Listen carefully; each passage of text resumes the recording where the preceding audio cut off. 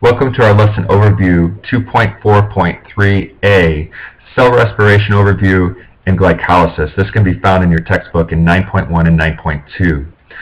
We're going to do two things today. We're going to take a look at the whole process of cellular respiration very quickly, and then we're going to look at, we're going to narrow it in and look at just the first part of the process called glycolysis.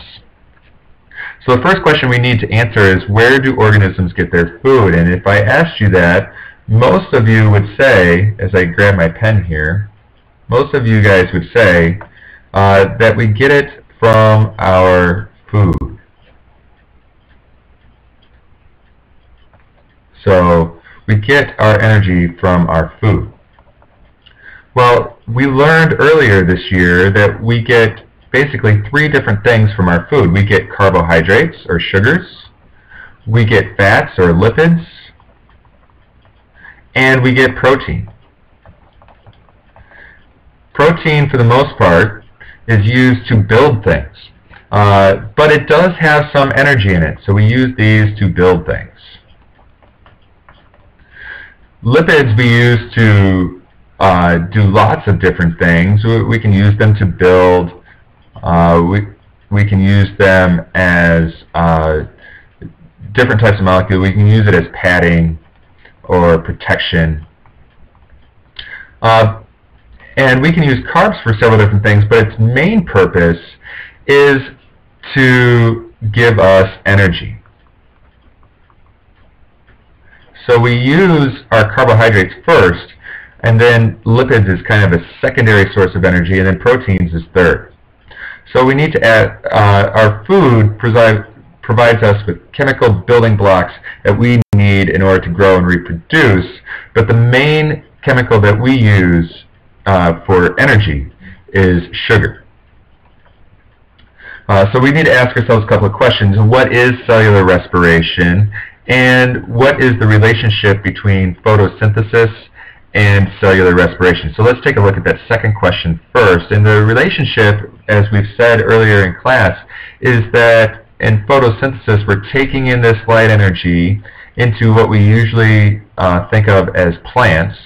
And the plants are taking in carbon dioxide from the atmosphere, water from the ground, and they're producing sugar. They're producing glucose, and a byproduct, oxygen. In cellular respiration, all things go through this. Animals, plants, protists, fungus, whatever it is, we all go through cellular respiration in our cells. And when we go through cellular respiration, we are taking the sugar that is produced by the plants, we're usually taking in oxygen, and we're using that to get ATP. And that's our energy source, in contrast to the light energy that photosynthesis takes in.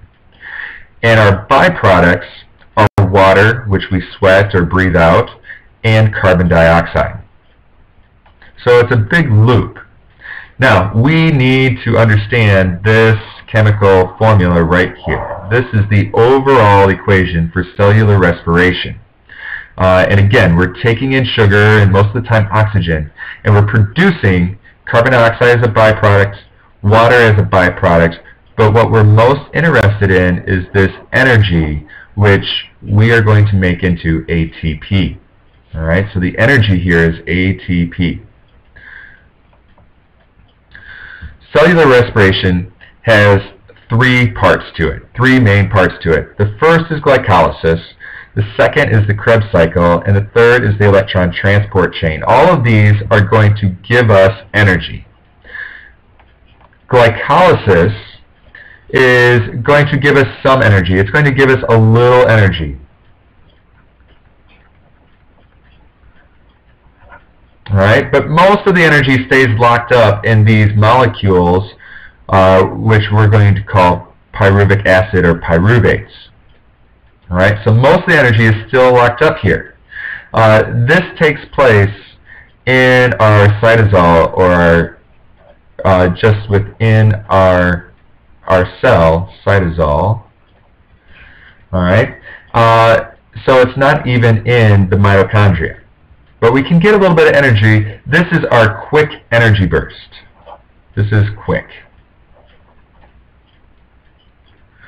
The next part is the Krebs cycle, and again, we get a little bit of energy out of this, so we get a little more of this energy, a little more ATP, but now we're using oxygen. And as you can see, we're now in the mitochondria. So this is going to take place in the mitochondria. All right? And more than that, we'll talk a little bit more about this in the next video.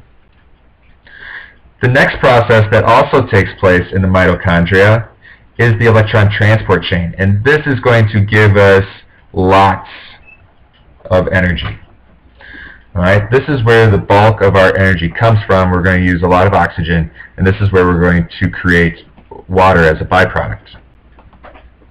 All right, so let's take a closer look at glycolysis. What happens during the process of glycolysis? Well, glycolysis is the first stage, and if we look at this word and we break this down, glyco means sugar, and the sugar we've been using is glucose. Lysis means to break. So we're going to break up glucose. We're going to break up our sugar. So during glycolysis, we're going to take this glucose molecule, and we're actually going to use 2 ATP molecules. We're going to use ATP to make ATP. So we're going to use 2 ATPs to break up that glucose molecule.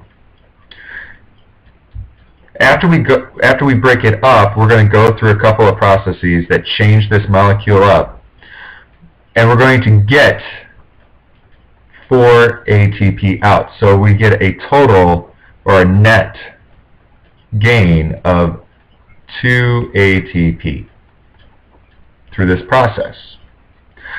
Also, while we do this, we're going to use an electron carrier called NAD+. All right, this is a lot like NADP+. This is an electron carrier. And we're going to make 2 NADH molecules, and we've basically taken 2 electrons for each NADH, 2 electrons per. We're going to carry those to the electron transport chain later on. So this NADH is a high energy electron carrier that we're going to use in the electron transport chain. All right? 2 of these are produced for every glucose molecule that enters glycolysis. Now, what are the advantages of glycolysis? Well, glycolysis produces very fast ATP, which is an advantage when the energy demands in the cell suddenly increase. So if we're getting chased by a bear, we need to produce this ATP really fast. The other advantage to this is that it doesn't require oxygen. And so if oxygen isn't available, or it takes a while for the oxygen to go through the process to make a bunch of ATP, so it doesn't take as long, when we don't have to use oxygen in order to make ATP. All right? So that is the nuts and bolts of glycolysis. If I go back here real quick, and I apologize for doing this, at the end of glycolysis, as I find my marker here, we are making 2 pyruvic acids. We can also call these pyruvates. All right, we're going to make 2 pyruvate molecules, or 2 pyruvic acid molecules. These are going to go to the Krebs cycle. All right, so as we look back at this, we have our overall cellular respiration process that is the exact opposite of photosynthesis. We're taking in sugar and oxygen to make energy for ourselves. We're making ATP. And as byproducts, we're breathing out carbon dioxide and water. In glycolysis, we are breaking down sugar. Glyco meaning sugar, lysis meaning to break. We're breaking down a glucose molecule. We are getting 2 net ATP produced, and we're getting 2 NADHs, which we're going to use later in the electron transport chain, and we're making 2 pyruvic acids, which we're going to send to the Krebs cycle. Alright, so that's the end of the video. I hope this makes sense. If you have questions, make sure you ask them in class, and I'll see you all there.